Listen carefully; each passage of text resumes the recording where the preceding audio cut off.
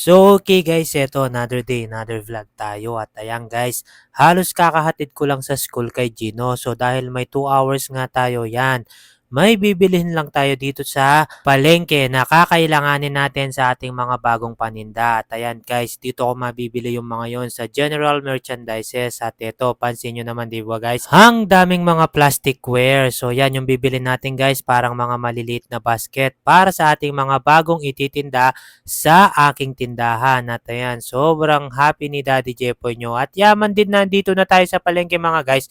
Yon, sumigway na ako ng konting gulay. So after nun guys, yan, papunta naman tayo sa aking boom, napaka-sexing suki. So yon, bumili lang din ako ng konting plastic.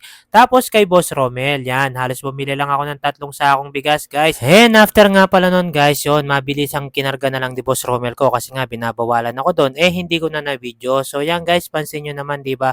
Halos madalang lang nakakapag-vlog si Daddy Jepo nyo kasi nga may bago tayong pinagkakabalaan ngayon at balang araw malalaman nyo rin mga guys. So after ko nga palang namalengke mga guys, dumiretso na ako sa school ng aking anak and boom, grabe.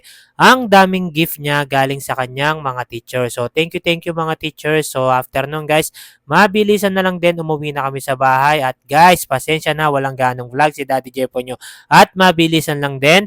Diniskarga ko na yung aking kakaunting pinamili. So after nito guys, nyan, aayusin ko pa yung aking bagong ititinda sa tindahan. So yun lamang guys, hindi ko muna mabibidyo yun. Ingat-ingat po and God bless you po. Bye-bye!